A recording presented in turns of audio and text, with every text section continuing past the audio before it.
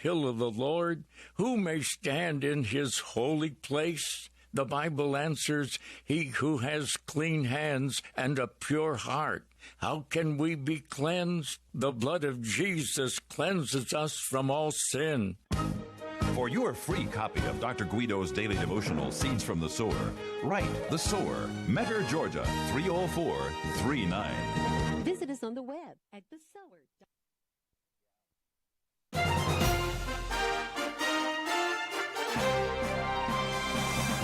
VCY America presents Crosstalk, a nationwide call-in program discussing issues that have an effect on our families, our communities, our churches, our nation, and our world. Crosstalk, an opportunity for you to voice your concerns for biblical principles. And now live by satellite and around the world on the internet at vcyamerica.org. Here is today's Crosstalk. And we thank you for joining us here today on Crosstalk on VCY America. You know, the other day we had somebody who called in and asked, what is the latest in Phil Haney in that investigation going on? And in that there has not been news coming out pertaining to Phil Haney. Just earlier today, we did receive an email from John Guandolo from Understanding the Threat, who indicated, he said, in the last conversation with the sheriff's office handling the investigation into Phil Haney's death, they are still waiting for forensic analysis of the significant amount of evidence to be processed. It's taking a long time because of the COVID restrictions. He said, we ask you to consider continuing your prayers for his family and the investigators involved in the investigation so that that still continues to be probed at this point. Well, ladies and gentlemen, as we turn our topic here today, there is much going on in our nation, and also developments are unfolding quickly. The United States Justice Department has dismissed all charges against former National Security Advisor Michael Flynn since some documents were declassified. Well, it's learned a whole string of government officials in the Obama administration requested the unmasking of General Flynn with some very notable names. In addition, there are senators now calling for a full investigation into the origin of the Russian collusion probe by questioning Obama officials. And the matter of Hunter Biden and Ukraine has surfaced again, along with the former Vice President Joe Biden in the hot seat for his threat to not release funds unless an official in Ukraine was fired. And while these matters are unfolding, just a short time ago today, we have the U.S. Senate approving the nomination now of Congressman John Ratcliffe of Texas to be the Director of National Intelligence. Joining us to unsnarl this matter, we welcome today on Crosstalk Rick Manning with the Americans for Limited Government. Rick, nice to have you with us today on Crosstalk. Thanks for having me. Appreciate the opportunity to be on. Rick, we've got a lot to unpack today, and I think it's best if you could provide just a brief timeline concerning the events that have unfolded. Donald Trump was not supposed to win the November 2016 election. There was significant probing going on well before the election. Then he won, and then more probing after he was inaugurated, leading up to the inauguration. Events really were kicking into high gear. Are you able to just kind of pull together a brief timeline to help us understand what was transpiring? Sure. It really is a tangled web, and it's a tangled web which started, which some people say started in 2015, actually, where the Obama administration was unmasking a lot of different people, and actually going and taking a look in terms of spying on different campaigns. But it really heated up towards the middle of 2016 when Donald Trump was going to be the nominee, and the entirety of the federal investigative services, all the various intelligence agencies, trained their sights on Donald Trump, candidate Trump. And I believe they did so because Hillary Clinton was extremely vulnerable on the issue of Uranium-1, which was a sale of 20% of U.S. uranium reserves to the Russians when her husband got a big payday for making a speech in Russia right before it occurred. So I think she felt vulnerable on that, and they rallied around and they tried to find something to be able to neutralize that argument with the American public, and so they began spying with no holds barred on the Trump campaign and on people associated with the Trump campaign. one of those, that's all been proven. That's all now in the, we know that occurred. The part that sort of is now winding around is the idea that the Obama officials, towards the end of the Obama campaign, at the very, very tail end of the campaign, or presidency, were busily doing something called unmasking, which is kind of an ironic term now. I think we'd all like to be unmasked. Yeah. But from in that situation, they were unmasking Trump officials. People were in the transition, including people on the national security staff that Trump had hired to lead into the Trump administration. And one of those people was Lieutenant General Michael Flynn. What unmasking means is very simple. Intelligence agencies are constantly picking up conversations between people who are abroad, people who are foreigners, live in other countries, and American citizens. And so these conversations are occurring all the time. And so they're constantly picking those up through surveillance. The question is, typically what happens is the American is covered up. They're not able to see who the American is that they're talking to. Unmasking is when you say, okay, we're going to take a look and see who's having these conversations. And as a result, and it's relatively, it's not rare, but it doesn't happen. It's not something that is widespread. In fact, before Obama changed the rules in late 2016, there were very few people who were able to do this, to say, okay, we need to figure out who this person is because we need to connect dots in terms of an espionage case or whatever. What happened was they decided, and President Obama extended the ability to unmask to a broad number of people, including his UN ambassador to the UN, Samantha Powers, who unmasked the most people of anybody. And it appears that like 18 of them, including Joe Biden, unmasked General Flynn on some various conversations that General Flynn had had.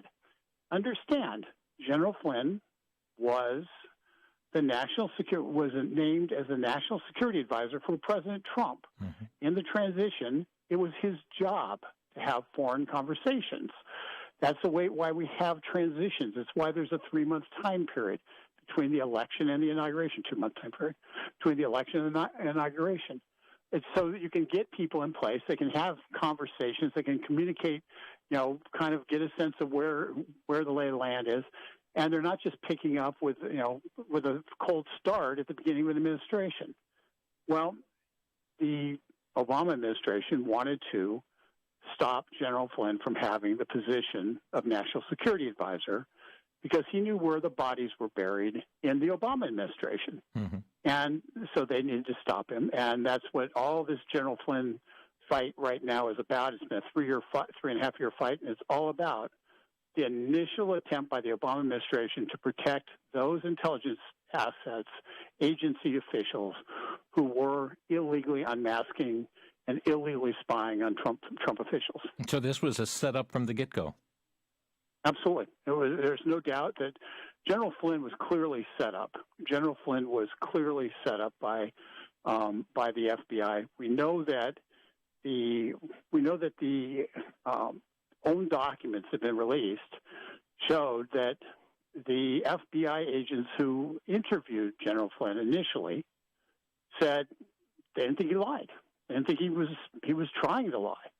They said, basically he was joking with them about the fact that they already knew the answers to some of the questions because they had a transcript of the actual conversation that they later on charged him with lying about. So it was clear that he had no intention to lie, and they said that up front. But we know that after the fact, Peter Strzok, who we've heard of before, rewrote the report, edited the report of that conversation to make it look as though he lied, in order to entrap General Flynn and get him to be either, as Bill Priestep, who's another player in this, who was one of the Obama officials, said, either lie or get fired. and either perjure himself or get fired. That's what they were trying to do. From the outset, that was the intent of the interview with General Flynn. And people like FBI Director James Comey bragged after the fact that he had this interview arranged when he did because the White House was in the brand new state. Hello, Rick. Oh, we're losing you, Rick. Hello, Rick. Okay, Rick Manning here with us. We're just losing connection with him right now. Oh, there we go. Can you hear me? Yeah, we got you back. Yeah. Go ahead. Yeah, unfortunately, my cell phone in the basement doesn't work that good. Okay. So anyway, bottom line, not to make people too bored, we know that James Comey had set Flynn up. We know that he sent the agents over there directly to entrap him. We know that those things, because it's in their own words, it's in the documents that got released. And the fight that's going on right now is whether or not General Flynn, who pled guilty based upon threats, they ran him out of money, first of all. The federal government has a lot of money. He had limited money. He had to mortgage his house. He basically had to sell his house to be able to survive. He's got $3.5 million in debts right now to attorneys. So they basically took his wealth from him through this prosecution, and then they threatened to prosecute his son on something that was a specious charge. And he said, "Okay, well, I'll plead guilty to the perjury, but it's not. I didn't do it, but I'll plead guilty to it." Mm-hmm. And now, after the fact, we're now in a different environment, and he's found out, based on the efforts of his current attorney, Cindy Powell, that the FBI had set him up from the outset. It was a complete violation of every civil right that Americans expect that they should have. And he decided that he wanted to not plead guilty. He wanted to withdraw that plea. The Department of Justice reviewed it independently and were appalled at what they found because it's a violation of virtually every rule and due process that exists. They wanted to drop out of the case, and now we've got an activist judge who's bringing in actually the mentor of one of the top henchmen on the Mueller probe, Andrew Weissman's mentor, bringing him in to try to provide a prosecution, a counter case, why the Department of Justice shouldn't drop the case. It's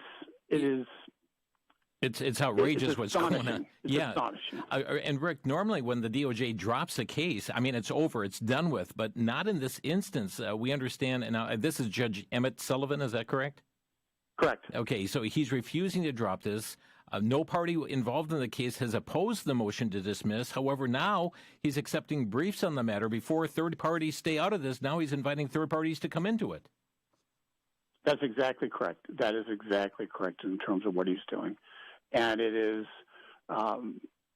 last year, the D.C. Circuit Court of Appeals, which is where he's at, which is the section of the legal system he's subservient to, they found that you couldn't do exactly what he's doing. They ruled that was not legal.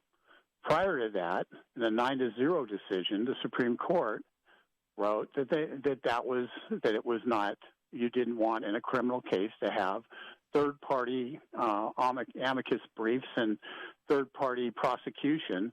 That the state has absolute authority over whether to prosecute or not prosecute. The reason this matters is simple. A lot of people, a lot of your listeners, I tell really you what, we need to take a break here. We'll be back in 1 minute. Why this matters, we're going to come back with that question after the break. Rick Manning is with us today, president of Americans for Limited Government, but we'll be back in 1 minute. You're listening to Crosstalk on VCY America.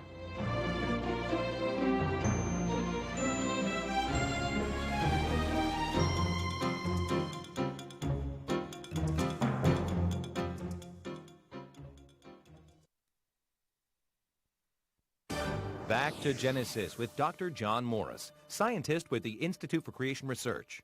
Dr. Morris, have scientists finally solved the mystery of the origin of life? No, they haven't, Chris. And many of their claims reveal their desperate state. Recently, a simple microbe was discovered around a deep-sea volcanic vent. It was totally unique, and it was hoped that this microbe would tell us something about the origin of life. But now that this microbe has been well studied, it was found not to be primitive at all. It is equally complex as many of the microbes alive today and could not be considered an ancestor of any of them. And that's the point we can learn. Even the simplest living things are unimaginably complex. Each is different from the other, and yet each bears the signature of having been created by a very intelligent designer. None of these got here through random evolution. They were created by an intelligent creator back in Genesis. For more on the importance of creation, visit our website at icr.org.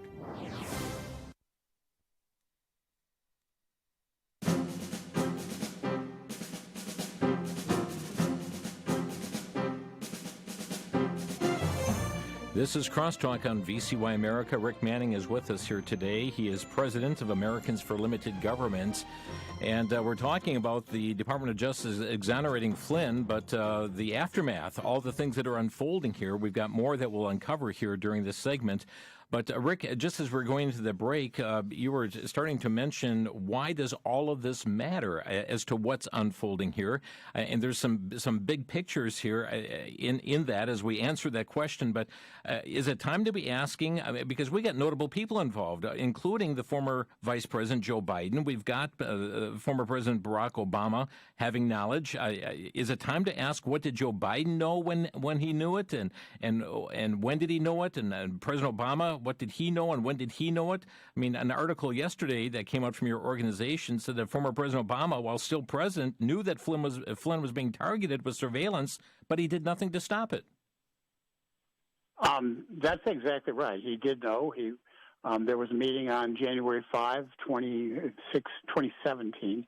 So it was after Trump is elected, but before he was inaugurated, where DOJ officials went over to the White House and to talk about the Flynn situation, and they were in the Oval Office with the President Obama at the time, and Sally Yates, who was the number 2 person in the Justice Department, expressed, according to the transcripts, surprise that President Obama was up to speed on exactly what was going on. What that tells you is he was being briefed on this on a regular basis. Mm-hmm. He was well aware of it, and we also know that on January 20th, Inauguration Day, either 15 minutes before or 15 minutes after, depending on who you hear from, Susan Rice, who was a close confidant of the president, I think she was National Security Advisor at the end, she went and did a memo from her to the president, saying, this is to acknowledge that you didn't know anything about anything that was going on. Yeah. Basically, the ultimate CYA memo. Mm. So we know that President Obama knew about it. We knew he was involved in it, and once you understand that, you understand why they have fought so hard. When I say they, the people who were the perpetrators of this, in terms of the actual implementers of the unmaskings, of the spying, of the whole Russiagate prosecution that was just made up out of whole cloth. Now you know why they were so desperate to try to tie up the country with that stuff, mm-hmm. and try to entrap the president on a perjury charge or obstruction of justice charge, and that they played that game, because once the documents started coming out, it shines a horrific light on the Obama administration. But before we go too far in that, I want to finish the point on why Judge Emmett Sullivan's bringing in third parties in a criminal case is so dangerous. Mm-hmm. Third parties, in terms of court cases, third parties can come in on liability lawsuits. They can come into the Supreme Court. It's very common for the appeals court level or the Supreme Court level for all sorts of different organizations to weigh in, because it's not about whether or not an individual is innocent or guilty of a crime. It's about a principle of law. And so that's the question, is a principle of law. There's different opinions on what the principle of law should be. That's why you typically have these amicus curiae briefs by different groups like Americans for Limited Government. So, but But in terms of prosecution cases, where it's a criminal charge, in a criminal charge, you cannot have criminal charges be politicized. You cannot have criminal charges. So having third-party groups, third-party advocates coming in and trying to supplant the role of the federal government, in this case, and the federal government prosecuting on behalf of the people of the United States, or choosing not to prosecute on behalf of the people of the United States. It's interesting what everybody else has to say, but it's not relevant because that power is restricted to the people, to the federal government, and to the Department of Justice, which is part of the executive branch. Is specifically they are empowered to do it. The Supreme Court agreed 9-0 with that. So the point here is that if you did not have that rule, I could have gone to court and said, I'm charging Hillary Clinton with a crime for misuse of classified materials. And you have to put her on trial because I've decided that she's guilty, and I would have standing as a private organization or as a private citizen to bring a criminal prosecution against my neighbor, essentially, against anybody, without having the state or the locality or the federal government to be the representative of was a law broken and making those decisions about the prosecution. Each one of us could end up taking each other to criminal court with threat of people going to jail based upon disagreements over homeowner association issues. Right. So so that's why. I mean, it totally destroys the entire concept of our criminal law system, and that's what Judge is trying to do with this decision. And so it makes you ask the simple question, Jim: why would he take such a strange position, since he's taken the opposite side on this in previous court cases? The answer is simple: it's a calendar. Yeah. They are trying to run out the clock on General Flynn, on these prosecutions, on all of this, and get beyond November 3, 2020, and make it so and hope that there's a different president, at which point it all goes away. Yeah, and that's the reason. And clamp down on Michael Flynn at that point. Yep. Wow. And, folks, it's all about the November election. And you've heard the mantra so many times, elections have consequences. And keep your eyes on this, folks. You cannot take your eyes off the ball on this. At the same time, Rick, we've got the likes of Adam Schiff. He says, well, even though he has said he has definite knowledge of all this collusion taking place, yet all the testimonies that have come forth and documents that have been declassified, we understand that person after person had no direct evidence of collusion. And now we also have him and, going to the Supreme Court this week saying, hey, we may bring impeachment charges again, a second time against President Trump on Russian collusion? Yeah, that's exactly right. Here's what we know about Adam Schiff. Everything he said was a lie. Every single thing he said was a lie. He was walking around with an empty briefcase. He said, we know that Russian collusion existed. We know Donald Trump committed crimes. We know all that. But when we found out what the actual people were testifying, like James Clapper and others, were testifying before his committee in private, where nobody could see it, but it was under oath, those people said, no, we don't have any direct evidence of that. No, I'm not willing to say that any of this stuff occurred. And by the way, many of those same people, like James Clapper and Brennan, who was the CIA director, many of them were consultants on CNN and MSNBC, and were saying the same thing Schiff was saying publicly, that, there's all this stuff going on, and you just can't wait to see what happened. And it was all made up. Yeah, wow. It was all false. And that... So if this is so bogus to begin with, what was the whole point of the Mueller probe? I mean, coupled with millions and millions of tax dollars, lots of congressional time devoted to this whole matter. I mean, everybody knew it was bogus to begin with? Yeah, they did. They were hoping to entrap the president into an obstruction of justice charge. That's what it was all about. It was always about trying to entrap the president and the people around him in obstruction of justice charges and perjury charges. It was never about any underlying crime because there was no underlying crime. That's what the entirety of the thing was.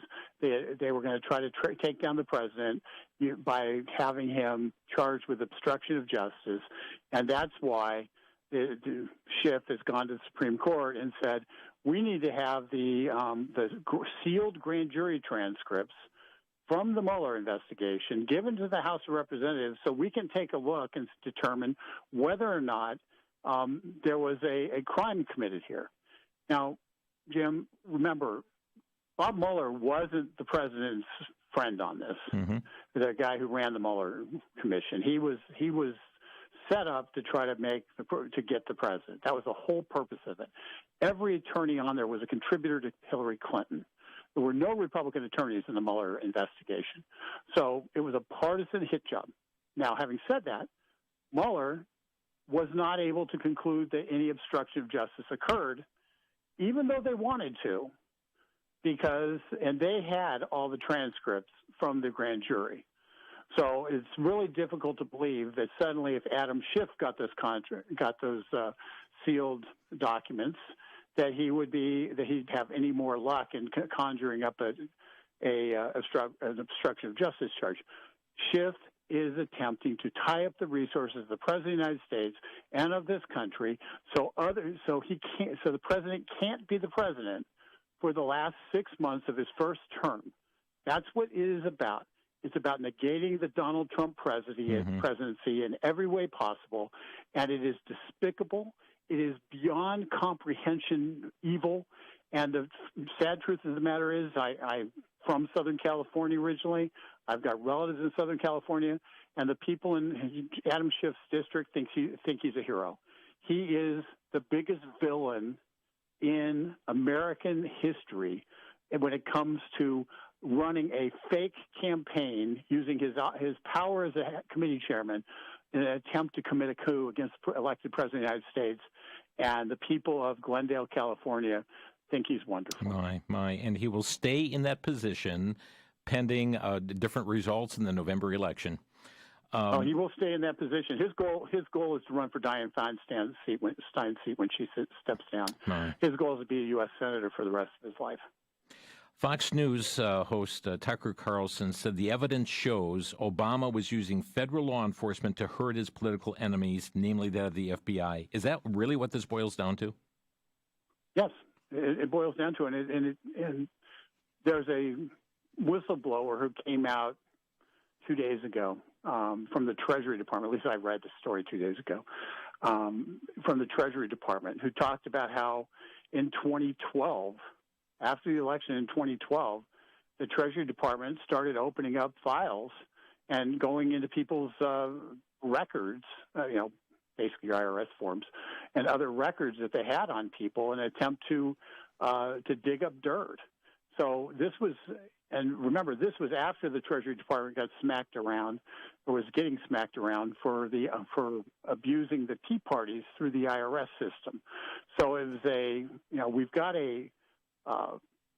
so after the Obama administration got away with abusing the Tea Parties, and there were no consequences, they then expanded what they were doing. They weren't chastened; they expanded what they were doing, and we saw then, and this grew and grew, and it became kind of endemic in the entire system that there was that the records that the federal government collects became part of the means of attacking people politically. It's un-American. Rick Manning with us here today. Folks, we'll be opening phone lines here in just a short time to give you opportunity to weigh in on this. Rick Manning is president, Americans for Limited Government. You can read so many of their articles, dailytorch.com, dailytorch.com. You'll find much written there. We'll be back in 1 minute. You're listening to Crosstalk on the VCY America Network.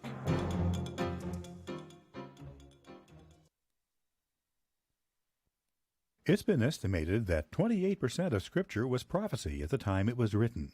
With over 1,800 prophecies in Scripture, taking up over 8,300 verses, don't you think God put it there for a reason? Yet we find the church sound asleep, oblivious to the fact that the bridegroom is coming for the bride. In the book, Wake the Bride, author Jeff Kinley reminds us that Jesus wants his beautiful bride, the church, to be awake and ready for his return. This resource is a guide to the book of Revelation, written to arouse a sleeping church and motivate her toward personal purity as we await his coming. You'll read about the end times, Christ's return, the tribulation, the judgment seat of Christ, judgments on the earth, the Antichrist, the mark of 666, and so much more. Wake the Bride is available for a donation of $17 or more by calling VCY America at 1-800-729-9829.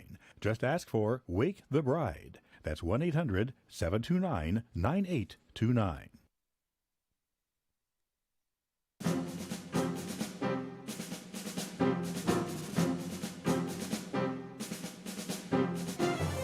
Rick Manning is with us here today. He is president of Americans for Limited Government.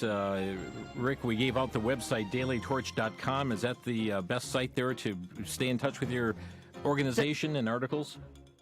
Yeah, dailytorch.com has the blogs and all the articles we write, but our corporate page is getliberty.org, and you can get to the Daily Torch site from there. Great. Plus, we've got a couple of petitions we have up that I'd like for people to take a look at.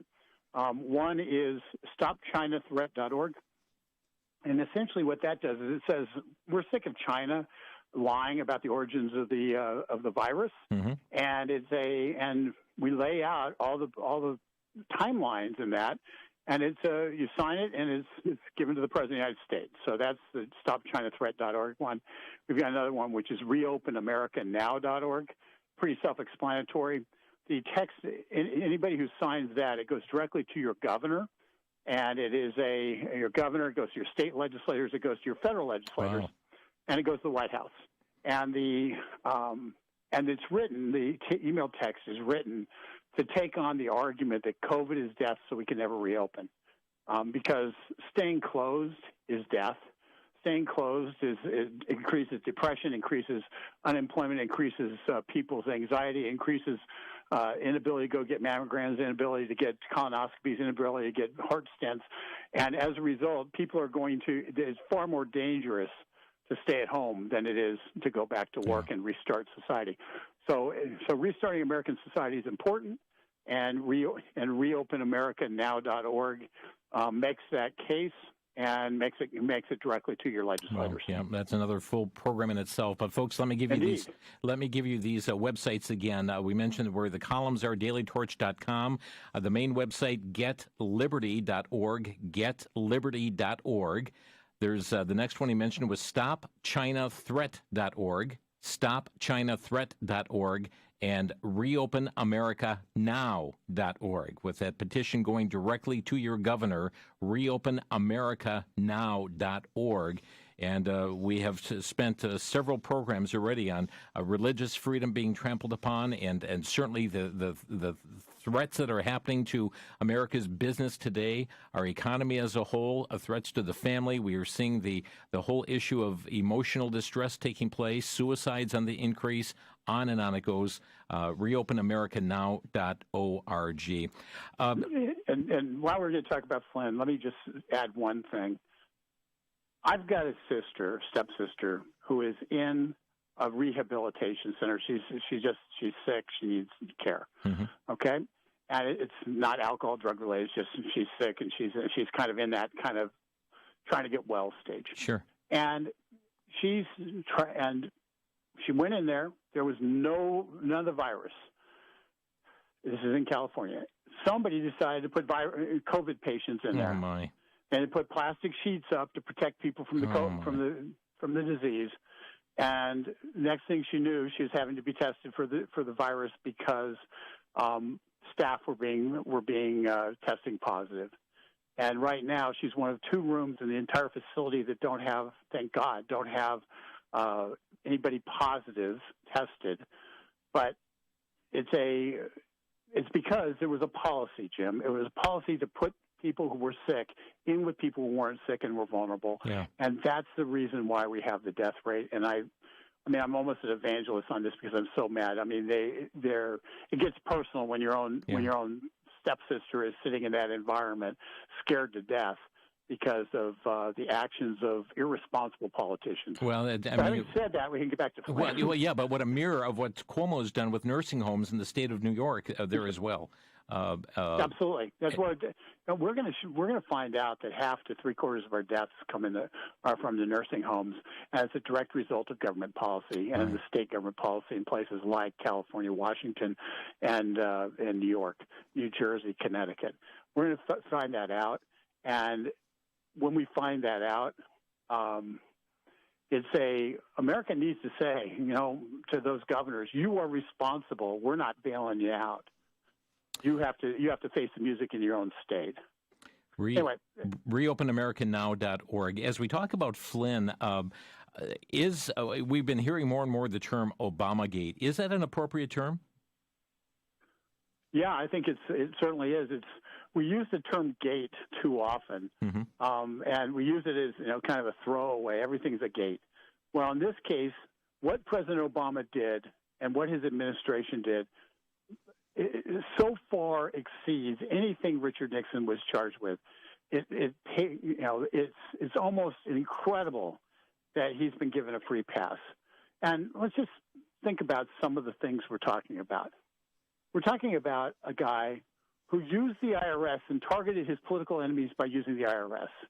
Richard Nixon was one of the articles of impeachment was he's talked about doing that. And one of the reasons he talked about doing that, but he never did it. Obama did it. We know that he then used the intelligence agencies to spy on his political enemies. We know that they broke the FISA court. The FISA court was put in place to prevent the domestic use of our foreign intelligence services from being used against private citizens in the United States. That's the whole purpose of it. The FBI lied directly to the FISA court to be able to get the wiretaps on key people in the Trump administration or in the Trump campaign, with the full intent of using those to take down the candidate Trump. It was, and then they continued it. They got four extensions, actually 3 extensions, one initial, so it went for a year. 3 extensions of the FISA applications. Why did they get that? They knew. We know from the documents that have been released. They knew there was no Russia collusion in January of 2017. They knew that. It was all about trying to get evidence and be able to entrap the president on an obstruction of justice charge.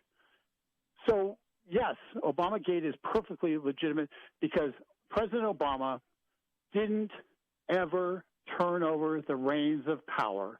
He continued to run a shadow government from his home in Colorama in Washington, D.C., and that shadow government is now finally being exposed. And President Trump was basically, first 3.5 years were negated of his presidency by virtue of him not being able to exercise the levers of power that a president should, because he was always under attack, always under investigation by his own administration, by the federal government, by the bureaucracy that lives in Washington, D.C., breathes in Washington, D.C., and which he campaigned against. That's why this is Obamagate. It is the most outrageous crime against our political system that has existed in history. And the fact that this guy walks around saying he's the most ethical president in history, he hasn't had any scandals during his 8 years, is because the media in Washington D.C. was fully involved, fully informed, and were part of the operation. And they played along. And anybody who said anything about it they claimed we had tinfoil hats. Well, now guess what? We didn't have tinfoil hats. They were deliberately wearing blinders. Our phone number to Crosstalk today, 800-733-9829. That's 1-800-733-9829. Your questions, listeners, brief comments here on the issue today, 800-733-9829. 888-203-5829. You know, it is just outrageous what's going on, and right now we've had William Barr, the Attorney General, now saying, well, no, we're not going to be bringing, it sounds like you're not going to be bringing any charges against Biden or Obama. As Lindsey Graham has talked against, compelling them to come testify as well. But there's a story that needs to be unfolded here in regard to the lies, the corruption, the deceit that's been going on all through, leading up to the election of 2016, with the period of time from the election day to inauguration day, and what's unfolded since. And it's rather outrageous, Rick. And the American people need to know what is going on, but yet we have the media fanning the flames of, carrying the story and carrying the narrative of the likes of Adam Schiff in all of this. That's correct. You've said it perfectly. It is outrageous. It is, but it's true that that's exactly what's happening. Yeah. Let me put some perspective though on General Barr and John Dunlap or Dunham. Here's the key. Any case they bring, they will have to bring in one of two jurisdictions: the jurisdiction of D.C. or in Northern Virginia, which is in Alexandria, Virginia, right across the river from D.C. That's where they're going to have to bring these cases. In Washington, D.C., 96% voted for Obama. Okay? That's just a fact. You're not going to be in Alexandria. Roger Stone got convicted with a jury foreman who was an advocate for convicting Roger Stone beforehand. Okay? And the judge, an Obama appointee, said, well, you're guilty, so we're not going to allow a new trial, even though the foreman lied during voir dire. And in effect, we should never have been on the counter case. So that's your reality of things. It is an impossible environment to actually convict a Democrat. And it is the easiest conviction in the world, any Republican. And it doesn't, and so it is the opposite of what our judicial system is supposed to be. And General Barr has to make a determination if going after President Obama or Biden, for that matter, for the same kind of thing that that a Democrat Attorney General would prosecute a Republican, if that makes sense, or if it makes more sense to try to uncover everything that happened, get some people thrown in, and try to go after some people, get them thrown in jail, but try to create reforms that make certain that it never happens again. Our lines are packed. I think that General Barr has done that. Our lines are packed here. Let's begin with Anita. Yep. Hi, Anita. You're on the air. I'm wondering, is there anything we as citizens can do to stop all this madness? Good question. Rick? Yeah, you really need to buck up the Republicans in the Senate. The Republicans in the Senate are in danger of losing control of the Senate. There's a lot. We're losing you, Rick. Sorry. There's a lot of Republicans who are in states that are less than pro-Republican or really difficult states to win in who are election. So the Republicans in the Senate need to be getting a lot of input from their constituents saying, hang in there, we need to get to the bottom of this. That's the single most important thing you can do. Anita, thank you so much. And by the way, you can contact your senators at 202-224-3121. That's 202-224-3121. Lewis is our next caller. You're on the air, Lewis. Good afternoon. Thank you for taking my call. God bless you and your listeners. The Public Affairs, the Office of the Public Affairs of the Central Intelligence Agency would be very interested for your listeners and obviously your good hosts to contact them and explain how crooked the government is on a tilt. So their telephone number for the CIA is 703-482-7778. If it's extensive material, they go by the address, just the Public Affairs CIA 20505, the zip code. So if your listeners can contact the CIA with problems about the system, 703-482-7778. 888-878-7778. Thank you, Louis. Up against a break. Thank you for the call. Back in a minute. You're listening to Crosstalk on the VCY America Network.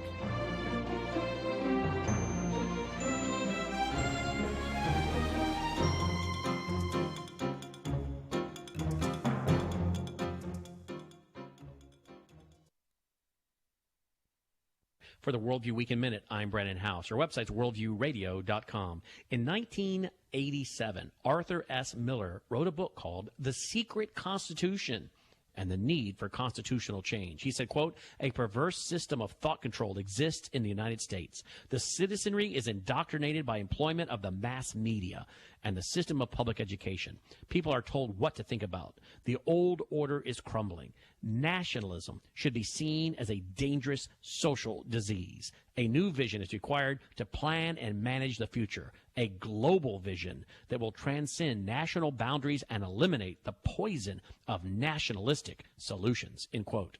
Notice he's openly admitting mass media is being used, along with public education, to change people's thinking and to do away with the disease or poison of nationalism. And by nationalism, we mean national borders, sovereignty, our own currency, anti-globalism.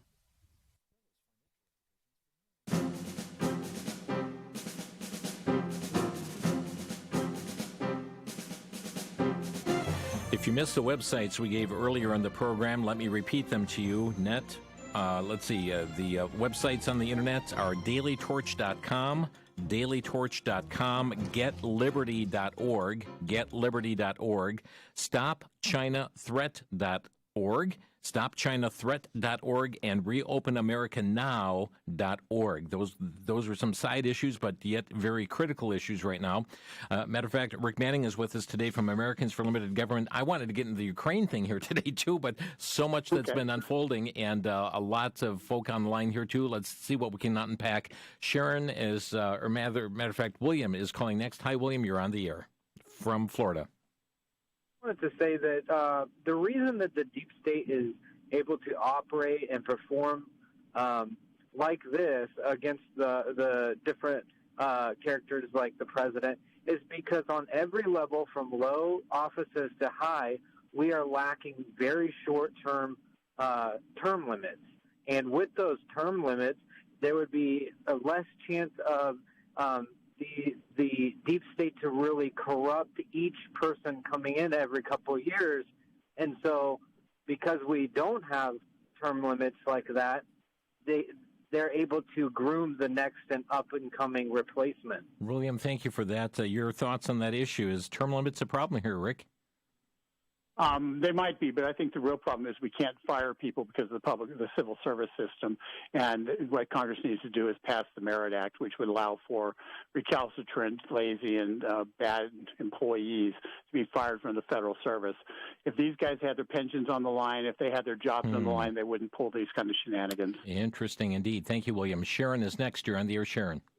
Hi, Brother Jim. Thanks for taking my call. I have a really quick question, and I'll take my answer off the air. I've been watching what these evil Democrats have been doing for years, and here's my question. Do you think they ever will really be prosecuted and jailed? And thank you very much. Okay, thank you. Rick?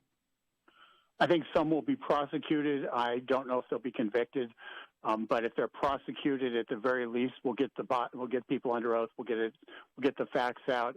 As I explained, I don't have a lot of confidence in the D.C. jury system.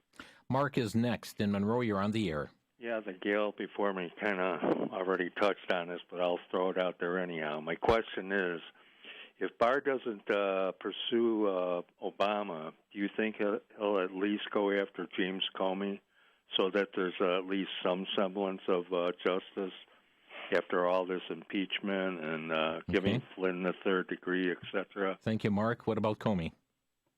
I think Comey's a small enough fish that he's potentially in the barrel. I'm sorry, he's potentially what? You said he's potentially what, Rick? In the barrel. I think he's in the barrel. vulnerable. Okay, vulnerable. Okay, thanks.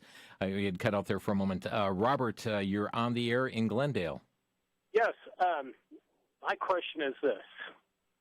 In light of this conversation, when you look at how instrumentally China and Russia together now have formed arms to destroy America, and how these individuals that have been participating in these actions since the election of our president, Donald J. Trump, they have to all, it seems to me they're all working together, and now we have the coronavirus that has come in and essentially destroyed our economy. It just seems like they've all worked together instrumentally to do this, and it just ties in with the Word of God. 2 Thessalonians chapter 2. Thank you, Robert, for that. Appreciate it. Let me ask you, Rick, he brings up an interesting point about many things being hit against this president. The Russian collusion allegations, the coronavirus, and even the attack upon our nation, and in that regard, the economy and so forth, and a lot of cover up as to the origins of this virus as well. Do you see this as being a concerted effort? China will spend more money on trying to unelect Donald Trump, to try to defeat Donald Trump, and spend more influence in trying to defeat Donald Trump than any foreign nation has in the history, perhaps the combined history of all of our elections. Wow. They see Donald Trump as an existential threat to them, and he is, because he'll stand up to them. So yes, China in particular, Russia's Mexico with nukes. China in particular will exert influence on businesses who won't do business there, and on anybody who wants to do business there, and through their various outlets they have already under control. Forbes magazine is owned by a Chinese company, by the way. So they will use that influence to try to push against Donald Trump, push against his agenda, and try to defeat Donald Trump in 2020. There's no doubt. And for anybody who's worried about a few Facebook ads that came out of Russia, what we're going to see, the onslaught we're going to see, is going to be astonishing. And the same people who were upset about the Russia supposed involvement are going to turn a blind eye to what China tries to do. It's up to the American people to tell them, no, stand up and stand up for America. Merle is calling from Tennessee. You're on the air, Merle. Yeah, Jim, I just wanted to say that Judge Sullivan, along with these governors that are holding out and locking down, trying to make it last to after the election, none of these are acting on their own. There's a Democratic kingpin behind it all. I believe it's Obama. I believe he's behind Biden. I think he'll run things when Biden gets in. We need to be praying hard. We need to pray for Durham. We need to pray for Barr. We need to pray for Trump. Now, in Barr's interview, he did say, as of now, if I remember, he says, as of now, Biden and Obama are basically off the hook as of now. He did say we are pursuing other criminal charges against others. Yeah. So, but pray hard for Durham, Barr, and Trump. Thank you, Merle. Appreciate that. Rick, we're down to 30 seconds. What do you want to leave with the listeners? Wrap up your thoughts on this. Absolutely.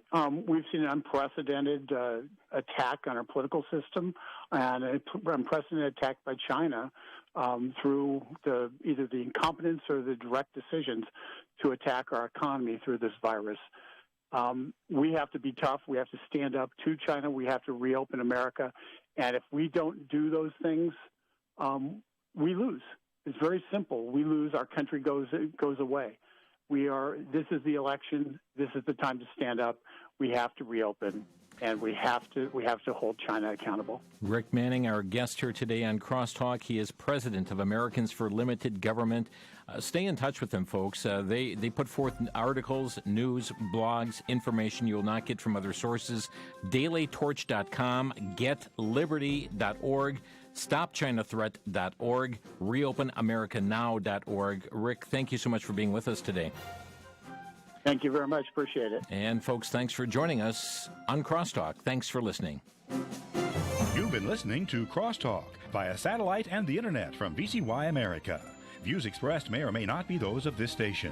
For a CD of today's program, send a donation of $6 or more to VCY Tape Ministry, 3434 West Kilbourne Avenue, Milwaukee, Wisconsin, 53208. Or download by RSS or podcast from CrosstalkAmerica.com.